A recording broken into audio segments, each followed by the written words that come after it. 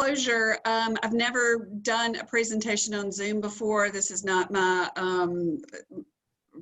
real way of, I'm a therapist, so I'm an engager. I like to, be in the room. I know y'all get that. So I'm just going to hope that everything I have pulled up on the screen behind you comes up.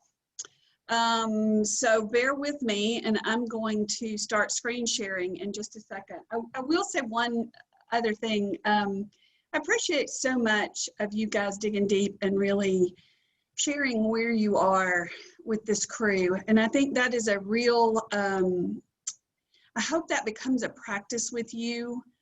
I think a lot of times what I see, especially in my own life and in my own practice, is that those of us that are caregivers tend to put ourselves last, and it's never about us. We never really move into the time where you really tell people how you really feel, do you? You temper that. It's really about how everybody else feels.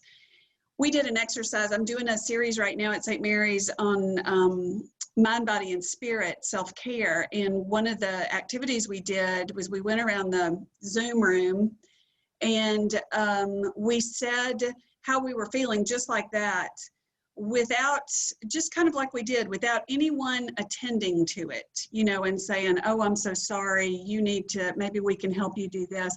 Of just holding each other's pain and holding each other's emotions in that moment. And that is a beautiful practice. And I hope you can, looks like the Washington crew might have a time to get together and do just that, of just stating your emotions and letting others hold that for you. That is a beautiful place to be. So I want to thank you for that.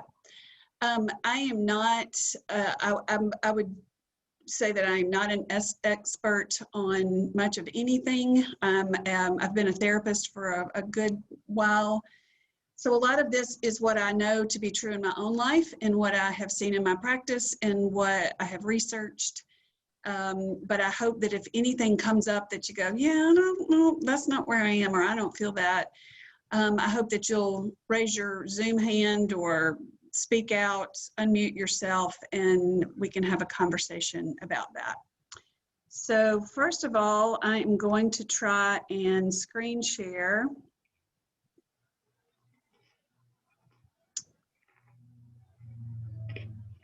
All right, is that working, Katie? All right. I love this picture because I would bet you if we looked at this picture for a good amount of time, that person on the right would either take the colors of that person on the left or vice versa. They would take the emotions of the other person. I find a lot that's where I am, and I feel sure that all of you in the work that you do are empaths, and you feel a lot of the emotions of others. So I hope that this is a good time for you to be 100% you. This is all about you. This is not about you in relationship to anybody. This is really more about you and your relationship with God. So I hope that you take this hour and really breathe into that, and let me at least kind of try to offer you a weighted blanket in this PowerPoint that you can wrap around you for just a minute. Even before, and I'm preaching to the choir here, but my birthday was on March 8th, and I remember celebrating with my friends and my family, and it was a normal birthday. It was all great, and it was about 2 weeks before literally the world shut down. And I think about that so often, of how ill-equipped I was at shutting down. At first I thought, well, this is going to be great. I mean, I'm going to be able to work from home. I'm going to walk the dogs when I feel like it. I'm going to eat when I want to. I'm going to have all this extra time, and I'm going to read books. And, this was before the virus really hit. This was before we saw the increasing numbers. This was before George Floyd. This was before the racial injustice. It's before the fires in California. It's before the election really got cranked up. It's before the hurricanes now. And I was already, I don't know about you guys, but I was already kind of tired. And so when all of this hit, I think before I realized it, it had really compounded, and I hit a wall. And I'm sure you did too, and we're going to get there. But where I want us to start today is really an awareness, an honest awareness. You don't have to share this with anybody, but an honest awareness of where you are. You know, I kind of feel like this cow. Can y'all see the cow? I feel like the cow. He's got a bell around his neck, and the doctor says, "The ringing in your ears, I think I can help." And it just seems, you know, I just, it's so funny because I can remember saying to my friends, I share an office with 4 other therapists, and I can remember we were on a Zoom call, and I can remember saying, you know, I'm working from home. I mean, I have on Nike shorts and a t-shirt. Why am I so tired? Why do I should have more energy, right? Because I'm not getting up and I'm not, you know, our church is on Zoom. I mean, we're not going to the office. Why am I so tired? And it's as obvious as this bell around my neck. You know, all the things that we just named, that's why we're so tired. So I want you to validate yourself right now. And I don't know, Katie, if I can get on, if I can see, oh yeah, I can see everybody now a little bit. How many of you are just tired? I mean, there's nothing else to it but just tired. Yeah. And how many of you really push yourself up? I don't know. I don't understand why I'm tired. I'm not seemingly doing as much stuff as I used to. And yet here we are. So I want you to think about that. Yes, absolutely. I want you to think about it's all the things that we've got going on, and it's all the things that are going on in our subconscious.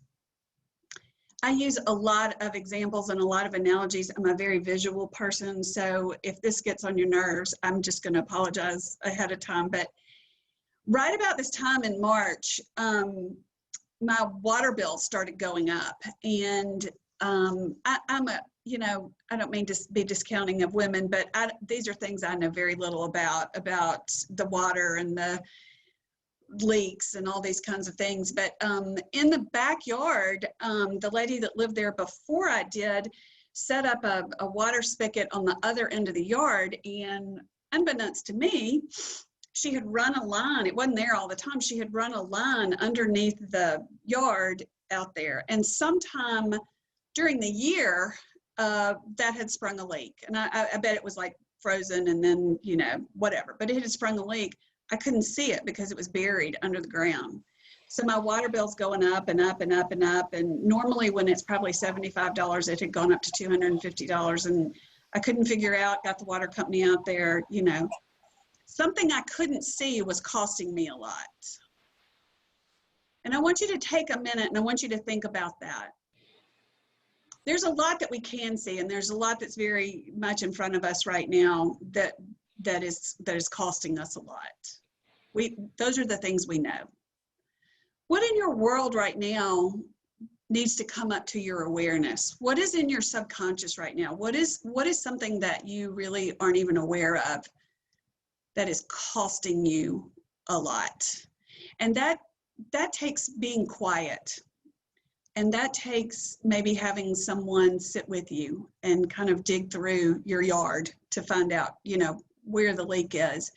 But I feel like it's not just what's in front of us that is costing us so much right now, but it's also all of the things that are going on that we need to raise our conscious level about. So today is really, it's about love for you, and it is also about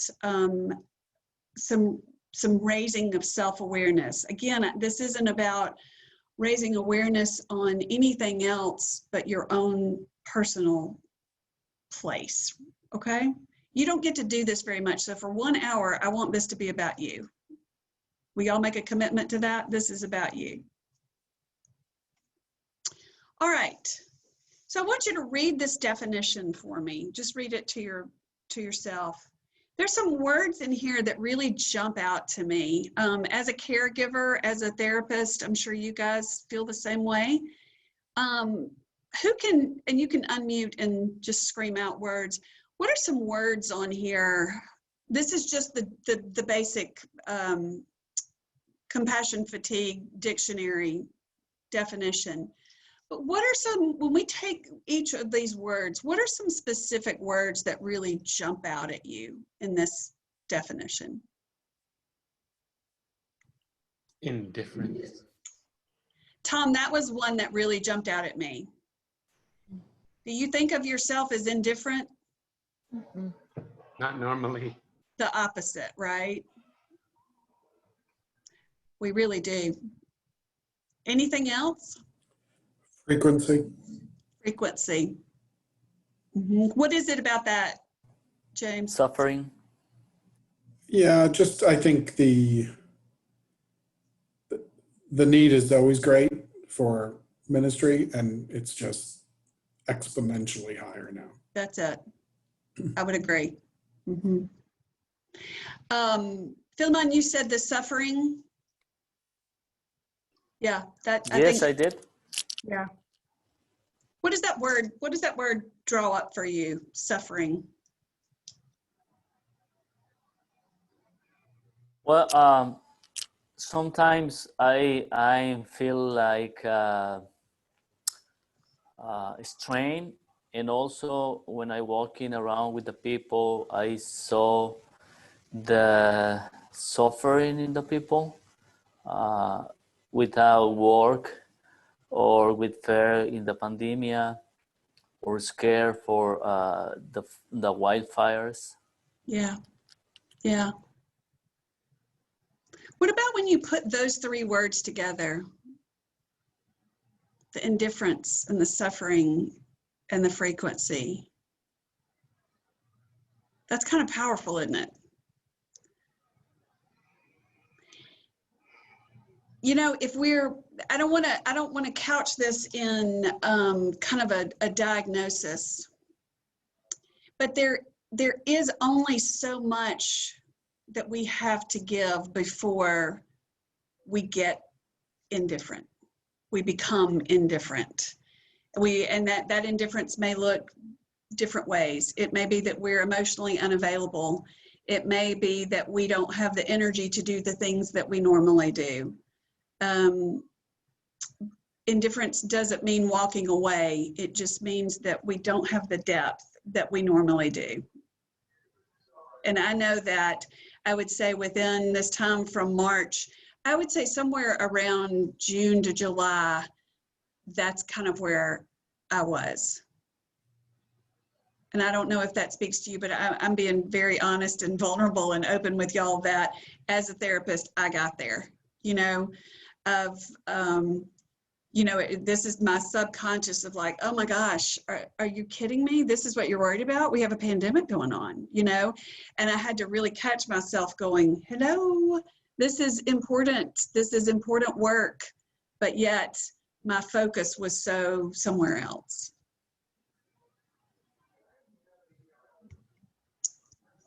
You know, I would say one more thing before we move off.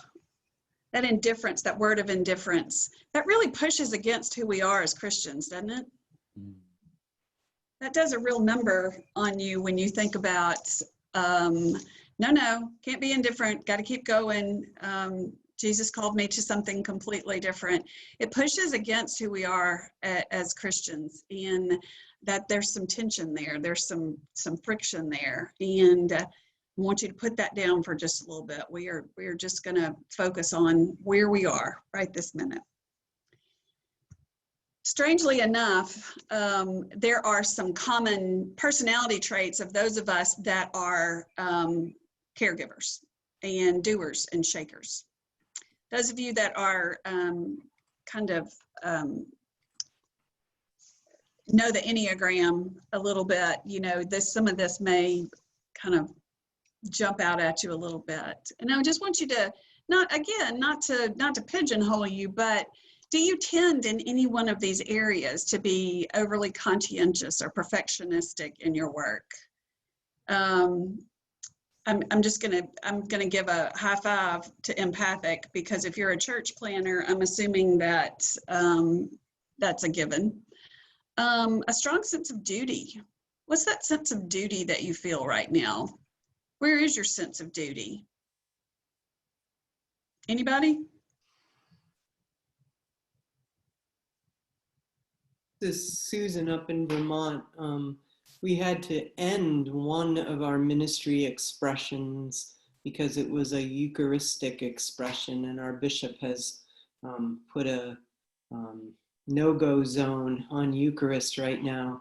And so I feel this sense of duty to the people who were gathering with us, none of whom are churchgoers anywhere else, who asked for us to have a Eucharistic gathering, which we had begun and had for several months. So there are these folks out there waiting and needing.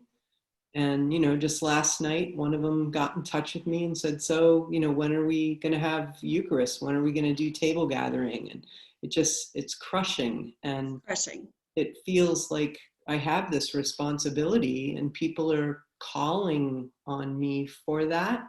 Mm-hmm. And I'm not able to fulfill that duty with them. Yeah. So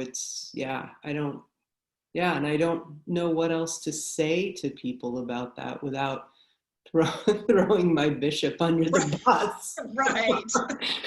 Which may not bode well. No, no, not a good thing. So anyway, so that for me, that's what it's about right now. Susan, that brings up just like a beautiful thought, of the way that we show Christ to others and where people meet Christ is not just in being in church, but in the Eucharist. And I think that has been one of the things that's been very difficult for all of us, is not the things that where we normally meet Christ. We don't have access to those tools right now. And so we actually feel more separated from that. Have y'all found that to be true? The tools that we normally are able to use, and it's very difficult. It's very difficult.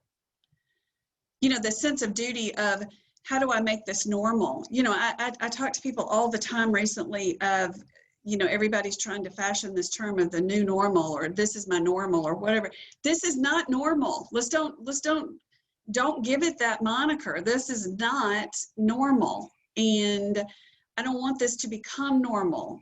So let's don't try to act like it is normal. It's not normal. So let's live in that moment that we have to deal with what is right in front of us, but it is not normal. And let's at least have compassion on each other in the fact that we don't have access to the tools that we normally do. And so I think that's another issue of why this is so very difficult for us. Have y'all heard this term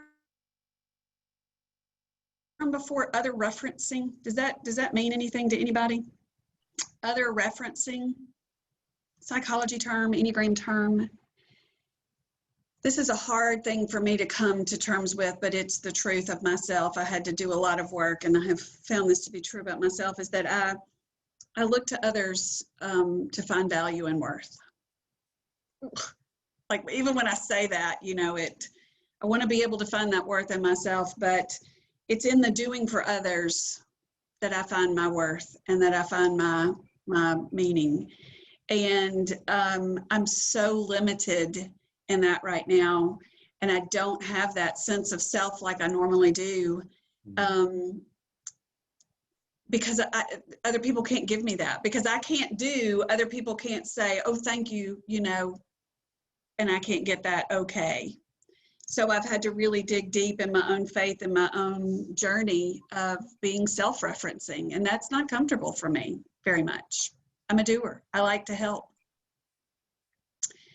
A lot of times our own stuff comes up. Are y'all finding that in this time of fatigue, of any sort of your own personal emotions or loss or anything like that? Anybody finding that to be, you find yourself a little more vulnerable and a little more emotional right now? Yeah. Yeah, I'm finding it hard to kind of be able to appropriately set those own personal experiences aside when I'm working with someone else. It's harder to do that It work. is, Jennifer, isn't it? And especially I think when we are working from spaces that are safe spaces. I don't know if y'all found that to be true too. You know, working from my safe space at home is a little bit different than being here in my office and being able to there's a real boundary between that, you know. And so my emotions are at home. I don't bring my emotions generally here to work. You know, I generally check those as I walk out the door, you know, and I say, well, I'm going to have to deal with that when I get back home. But there's a mixing of that, and I find that very difficult too. Yeah. Anything else in this that anybody wants to say?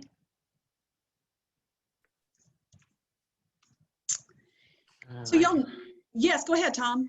Just this heightened sense that because of extended isolation and prolonged disorientation, I have a great level of sensitivity to what other people are going through, and often their experiences will evoke in me my own reactions as though I were having that experience. That's it. And my guard is a little bit down in that. That's absolutely true.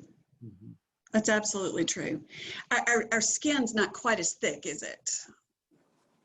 You know, our filter is not, it's not as clear as it used to be.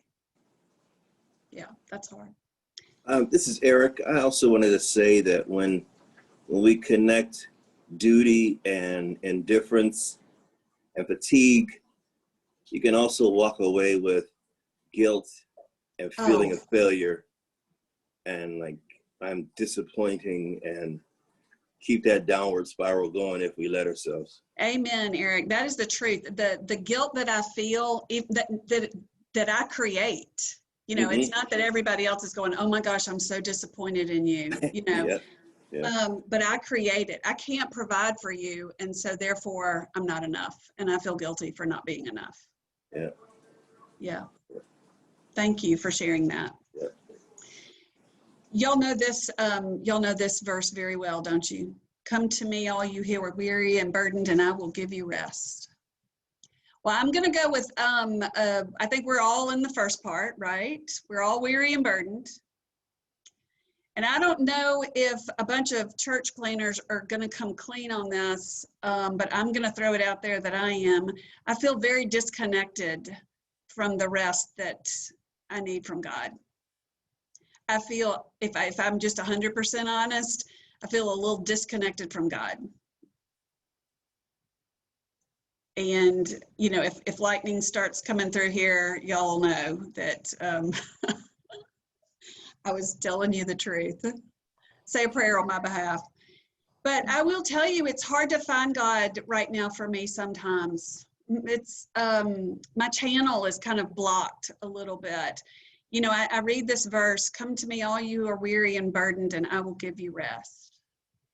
So I'm like, okay, I'm clearly there, and I pray this prayer. Where is the rest? What is the rest?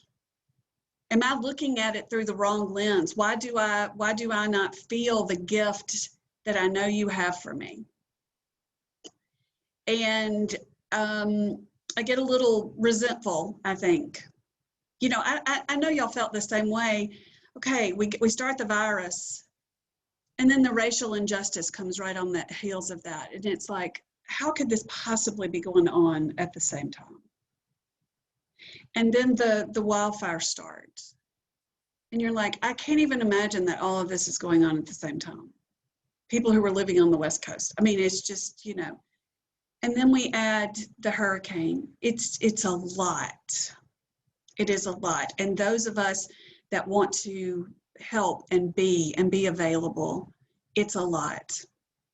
And so that rest, what does that look like?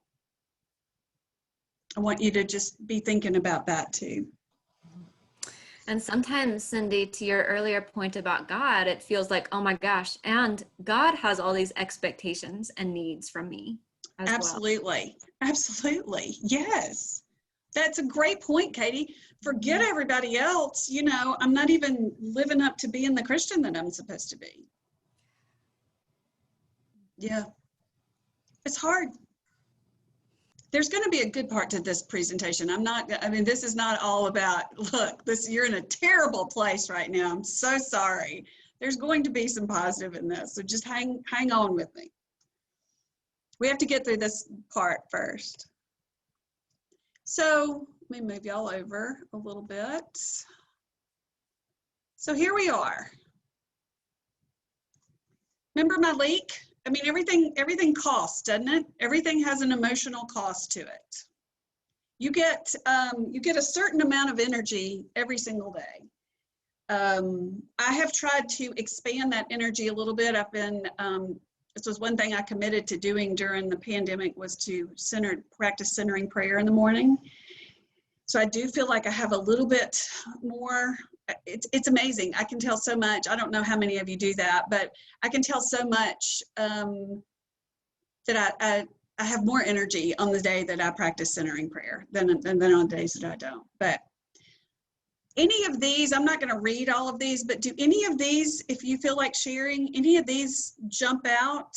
Eric, there's the feeling of guilt. Which one of these jumps out if anybody feels like they can share? Or maybe it's all.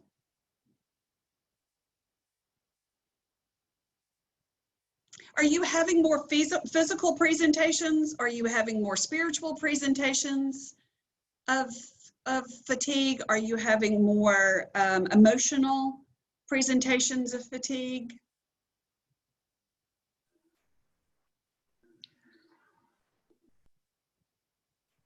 I guess sleep has been something that has come up for me, but I never thought to connect it to the weight of caring for all of the things that I am carrying.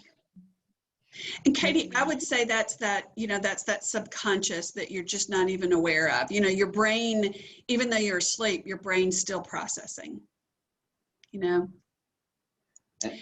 In my case, I'm feeling troubles to sleep in two ways. For example, when I arrive to my bed by night, it's too difficult to start to sleep.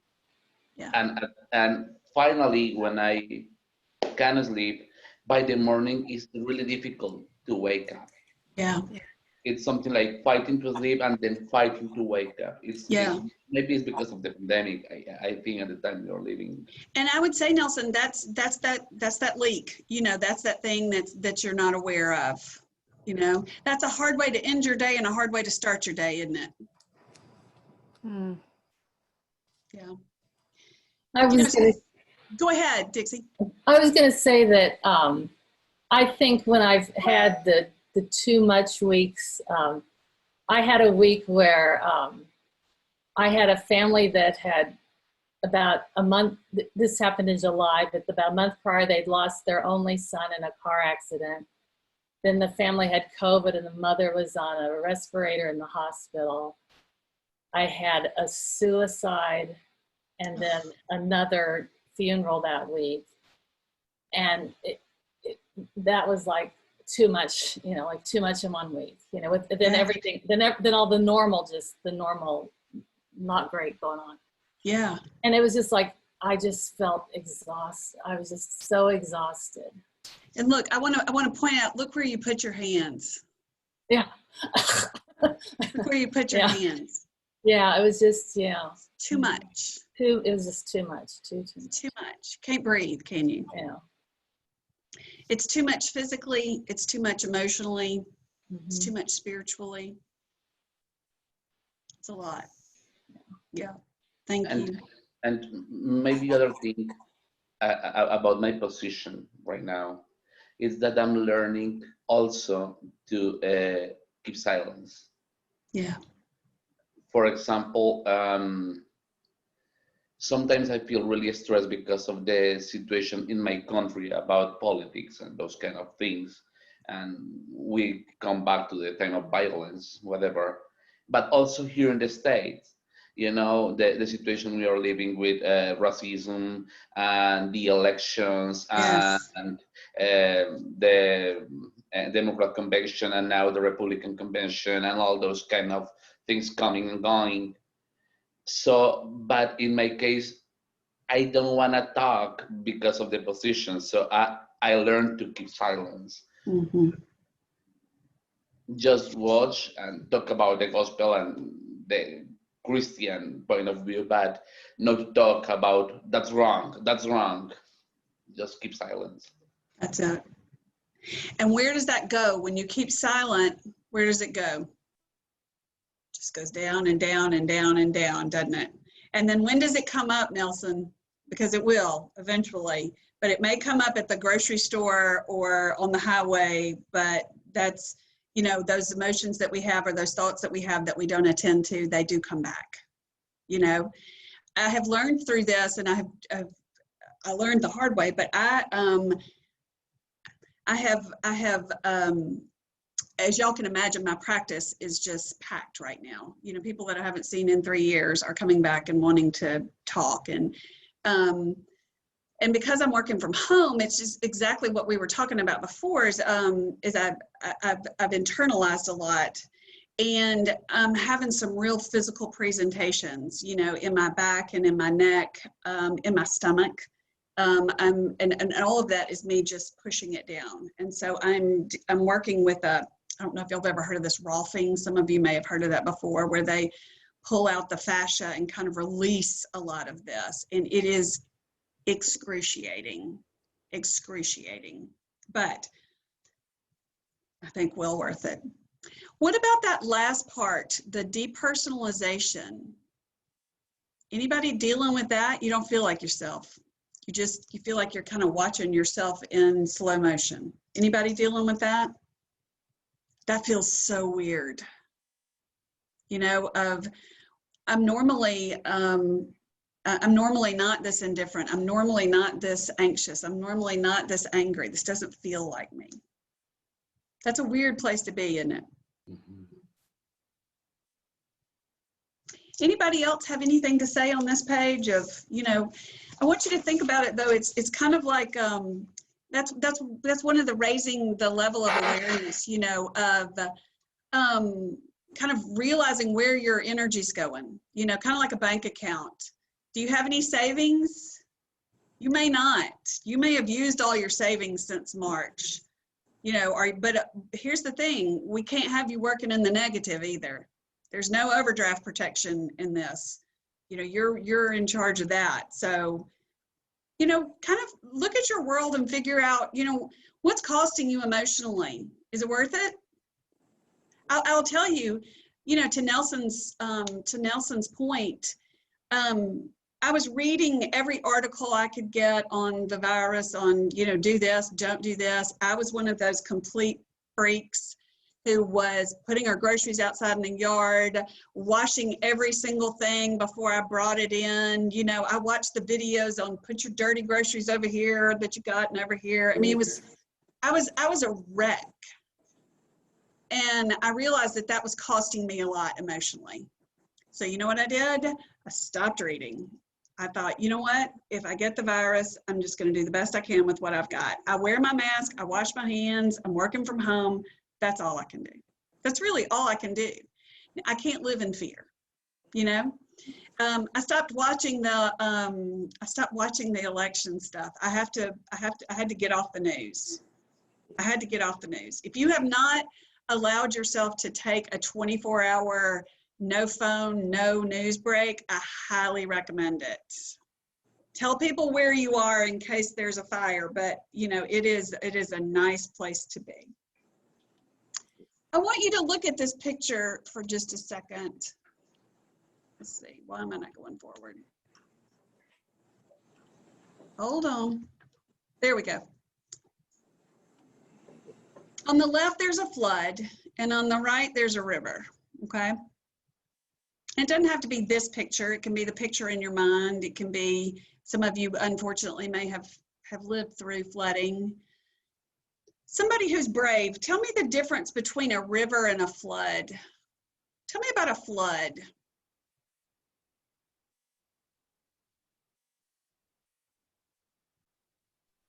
A flood is unwanted water. Unwanted water. Thank you, Eric. I mean, those are the same waters, right? Uh-huh. Water is water. Those are the same waters. It's unwanted water. What else do you know about a flood? Death and destruction. Death and destruction. That's right, James. It takes out everything it hits, doesn't it? Houses and cars and people and lives. What else? My one experience with a flood in Napa, California was that it took place after the rain event. And so on a clear, calm, sunny day, the water rose and rose and rose and rose. Thank you, Bill. When we think we're okay, when everything looks like it's going to be okay, the flood can still come, can it? What else? The waters are contaminated. The waters are contaminated. That's it, Jennifer. You would never drink from that, would you? They have toxicity. The thing that jumps out to me the absolute most of the difference between a flood and a river, flood, I would agree with you, James, a flood is devastating. Takes everything in its path. The difference for me between a flood and a river is that the flood has no boundaries. It knows no boundaries. It will go anywhere on it in its destructive path. And the same water, when we draw in the boundaries, what happens to it when we draw in the boundaries? Look at that picture of boundaries there. Uh-oh. Look at that picture of boundaries right there. Tell me what you see. What's causing the boundaries in that river?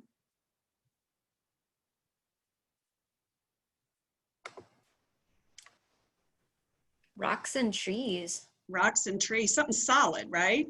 Mm-hmm. Something solid. And the elevation as well, that there's sort of a higher ground on either side. There's a higher ground. Very good, Kate. There's a higher ground. That's it. There's a place to be. There's a safe place to be in there. Yeah. A lot of times when we are completely overwhelmed, it's a boundary issue. Think about the last time that you were completely under, the boundary issue may not be of your making. It may be somebody else's making, you know. For you that are priests, it's your job, isn't it? Just like we were talking about the funeral and the suicide and all of these things, that's a boundary that was made for you in the job that you took. And so when that flood happens, those boundaries have to be lowered, don't they? There is no higher ground until it recedes, and it always does. It always does. But I would challenge you today. Remember, we're trying to raise our awareness. So I would challenge you today to take a really good look at those boundaries. Where are your boundaries? Where do you need to reinforce those boundaries a little bit? Those two things I would really, I kind of hope we can have time for discussion, you know, on what is the cost and where are the boundaries that I need. There's what boundaries have you lost footings in your world? COVID has really taken a lot or blurred the lines of the boundaries. Amen. Home, you know, your house and your work is your home also. That's it. I totally agree. I mean, I really think that has to be part of it, is that, you know, those boundaries have really been blurred in so many ways. Church has been blurred. The boundaries for church have been blurred. Yeah. Yeah. You know, and I would say, when I was thinking about you guys on my walk this morning and I was praying, one of the things I was thinking about is, you know, God makes everything new. God makes everything new. And while these have been really very trying times, look at the ways we've learned to worship that we didn't before. You know, there's talk about God making everything new. I mean, who would have ever thought we could Zoom Sunday school? I mean, I don't know about y'all, but St. Mary's, we have an older congregation. Some of them still, you know, I've learned to do Zoom calls with them to teach them how to do, you know, the Zoom so they can be in Sunday school. But That's an engagement possibility too. There's been some wonderful opportunity in that too. All right, I want you to look at this next verse. Y'all know this one, y'all know this a lot, right? Then because so many were coming and going and they did not have a chance to eat, that's y'all. That's y'all. You don't have a chance to eat. He said to them, come with me by yourselves to a quiet place and get some rest. There's that effusive word, rest. See, he always promises it. He needs to speak in a baritone tone to me about what that word really means. But many who saw them leaving recognized them and ran on foot from all the towns and got there ahead of them. Doesn't that just, can you just feel it? Can't you just see them? Can't you just see them going, oh man, no rest, not gonna happen. Can't you feel it? And somebody said this earlier, and I can't remember who it was. There will always be need. There will always be need. And that need will always be ahead of us, won't it? Because it's like the whack-a-mole. Just when you think you've got it going on and you've got it planted and going, then what's going to happen? There's going to be another one. There will always be need. And I want you to think for a minute your relationship in that. There will always be need. That puts you in a different perspective, I hope. I was reading the other day in this online blog called Christian Today. And I had to read this twice. It said, although God graciously includes us in his redeeming work, he doesn't need us. He will get the job done in the end. I had to read that over and over. What do you mean he doesn't need me? Of course he needs me. He wants me to be part of this process. That's more of what it is. And I want to be part of this process. It's not our ability that will fix this world. It's God's grace. It's God's grace that will fix all of this. So rest in that for a minute. If you never did another thing, if you were just 100% the God-given person, fearfully and wonderfully made, you would be enough. I wish you could, when I was reading that and I feeling that, I was just kind of like, oh, okay. That's me thinking, but of course I need to do this. Changes it when I want to do it, doesn't it? It changes it when I want to engage in it. But the point I want you to grab here is that God didn't ask us to do everything. He didn't ask us to fix everybody. What did he say? What's the one thing he told us to do?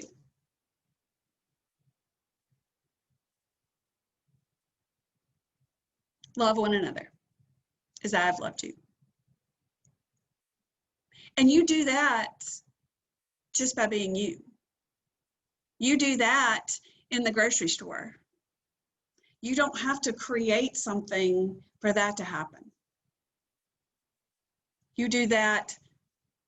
People meet Christ in you every single day by who you are and the faith that you show. So know that there will always be need. And you will meet so many needs without ever knowing it, just in being who you are.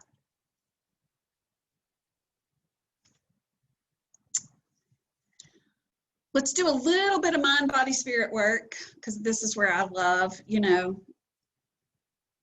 where are you, in which, these are our 3 centers of intelligence, those of my Enneagram people. These are our 3 centers of intelligence. Where are you living right now? There's no right or wrong to this. This is just a personal expression. Where are you living right now? Anybody?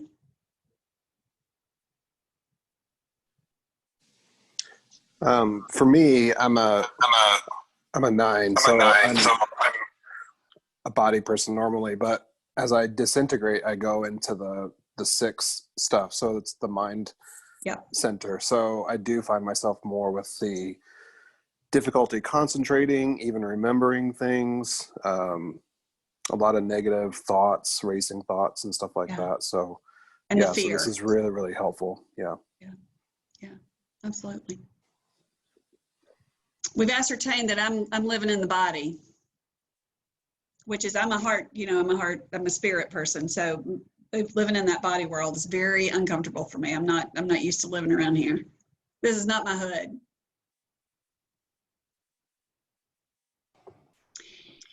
I've been hanging out in the body, and it's one thing that's really striking me. So I got sick back in May. So much of this for me is, it's just sort of occurring to me now that I've been spending so much time parsing out, am I emotionally exhausted? Is that why my body feels out of whack? Or am I still just feeling it? Or is it both, and sort of just by nature of this being a pandemic, it's sort of necessarily intertwined? Right. It's like the yes and, right? As Richard Rohr says, it's the yes and. Yeah. Yeah, Kate. And again, we just want to gently bring awareness to it so we can attend to it, we can attend to it. As caregivers, we live in the world of up and out. And what we have to do is live in the world of in and down, because it has to come from here. It has to come from here. Y'all have all been on a plane. You all know this. This is that old adage of you got to put the face mask. You've got to put the oxygen mask on you first, right? Because what happens if you don't? If you don't take care of you, nobody else over here is going to survive. Everybody to your right is a goner too, because you didn't take care of you first. And that's not our general inclination, is it? Our knee-jerk reaction. Katie, if you were traveling with your girls, the first thing you would do is what? Yeah. Make sure they've got everything that they need. Even if you're passed out. That's because that's our initial, you would immediately put it on the person next to you. That's who you are. Mm-hmm. And yet the call has to be, you have to breathe first. Mm-hmm. You have to breathe first. If you are going to be the face of Christ in this country, wherever you are, in this community of faith, you have to breathe first. And that has to be an awareness, a daily awareness, because that's not where we live. That's not what we do. That's not our reactive mode. So quickly, I would tell you on here, we talked about this, Nelson, to say no without lingering guilt, to ask for what you need. When was the last time you asked for what you needed? When was the last time you even expressed a need? Probably not a lot. That top one is the worst for me, to receive from others. I am terrible at receiving. I'm more comfortable and I am better in a giving position. But after a while, there's not going to be anything left. I have to receive from others. And Katie, this goes to your point of, there are the expectations of what God wants for us to be too. We have to receive from him. We can't always be doing. We have to receive from him too. I would like for you to get in the posture of non-judgmental self-observation. Become curious about you, not judgmental about you. Lose the words should and must. Just be curious about you. I'm wondering, Kate, that's exactly what you just did. I wonder why I'm still tired. Wonder if I really don't feel good. You're becoming curious about you instead of saying, come on, Kate, that was a couple of months ago. Pull it up. Let's go. Of becoming very curious about yourself. to learn how to be with people without fixing. I think that's a huge barrier for all of us, is to really be with people without trying to fix the situation, because a lot of times we can't. But what we can always do is be available and be present. That's for real. I'm going to bring this up just because I'm almost embarrassed to say this, but I'm going to bring it up because there might be others out there that are like this. I actually put my name in the prayers of the people.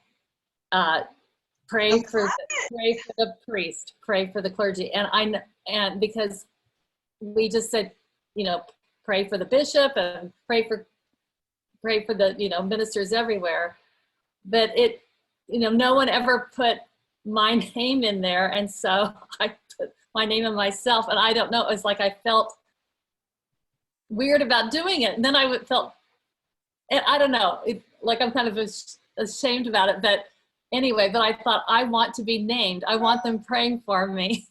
Dixie, I love that so much. Well, okay, so let me ask you this. There you are asking for a need. I need your prayers from your parish, from your people. Do you feel receiving? I'm both embarrassed that I was embarrassed to do it, and then I'm whatever. But then it was like that same thing. Like I shouldn't have to ask for this, you know. Mm-mm.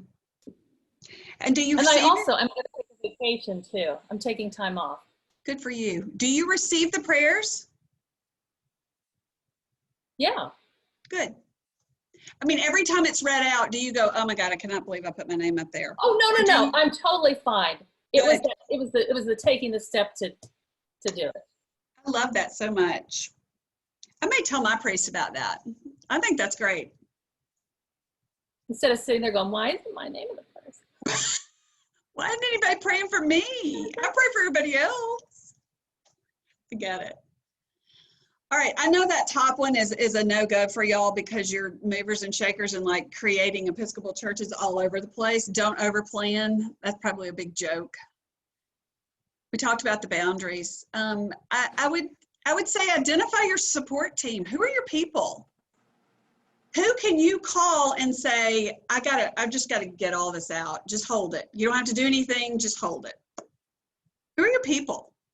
Identify those people.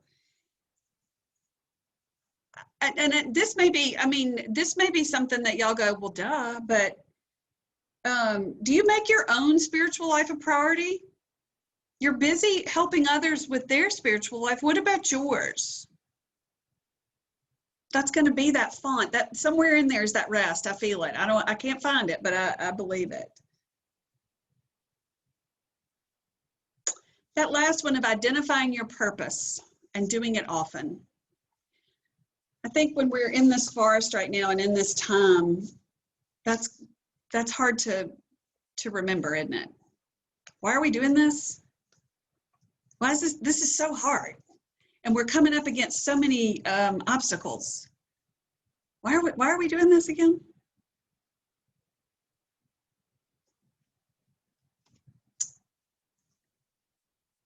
These look like Katie's children from the back. I love this picture.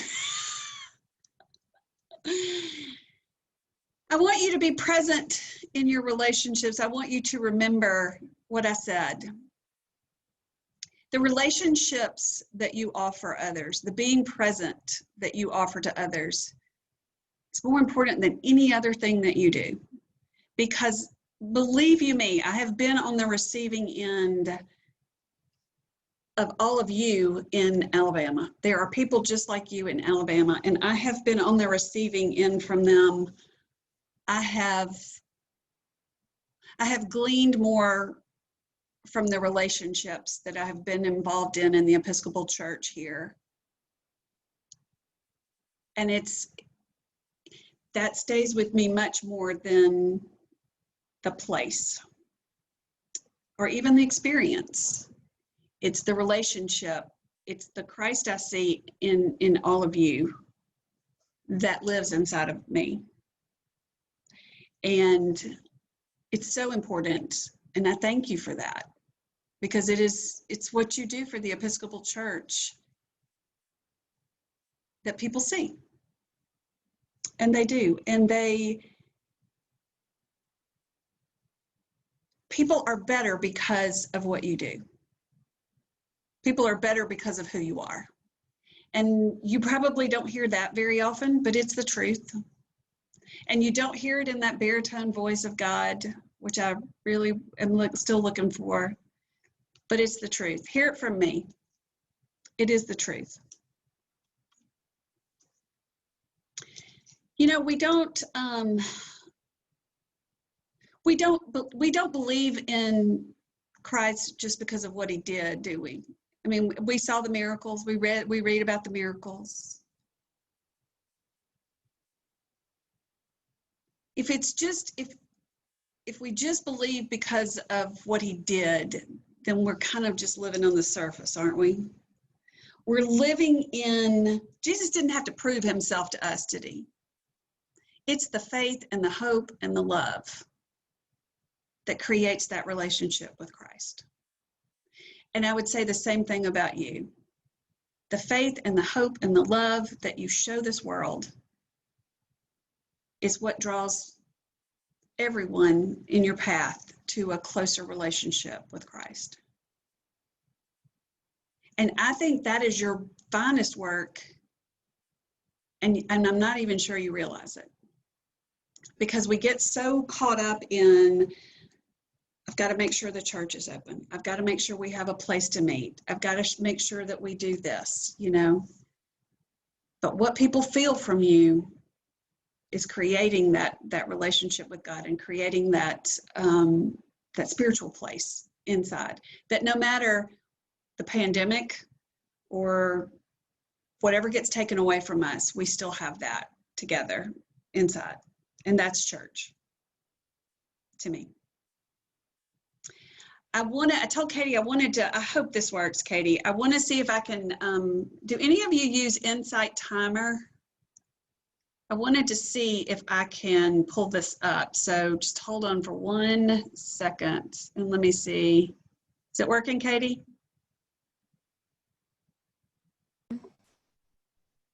Not yet. Are you trying to screen share it? Yeah. Let me see. You Let's see know if what? I think you need to stop screen sharing your PowerPoint and then okay. Let's try that. Start sharing the new thing. And if it has sound, make sure to click the share sound piece. Okay, now we're seeing it. Okay, I don't know if I'm sharing sound. I'm scared. Okay, hold Try on. pushing it. I'll let you know if you're not. Okay.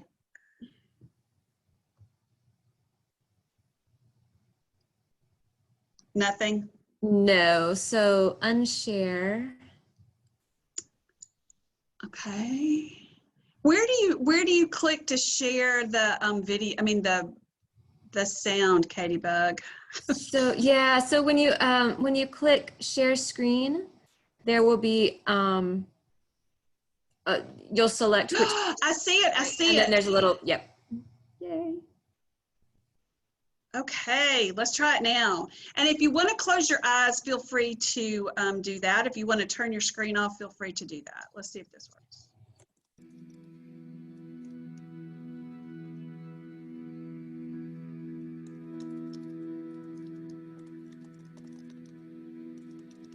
You hear it?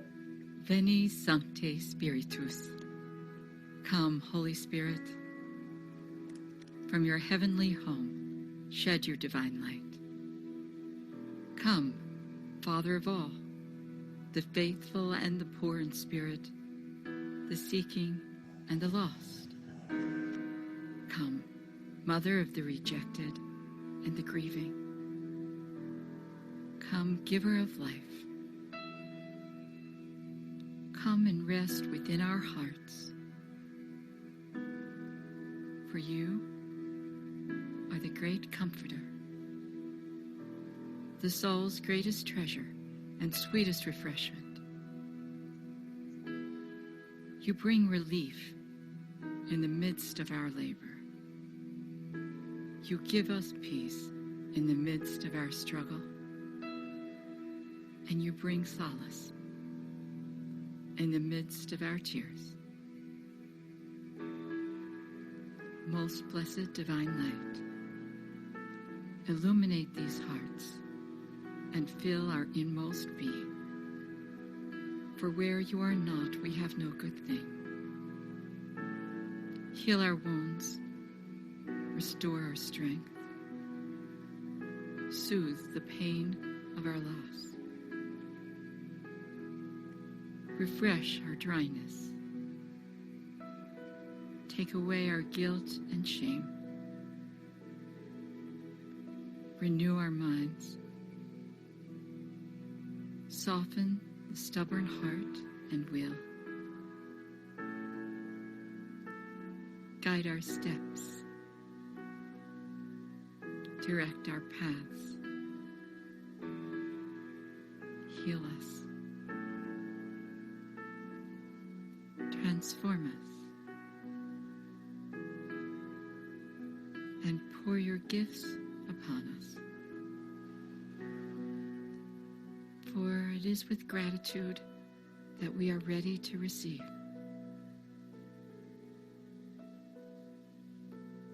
Most gracious Holy Spirit, let it be so. Let it be now.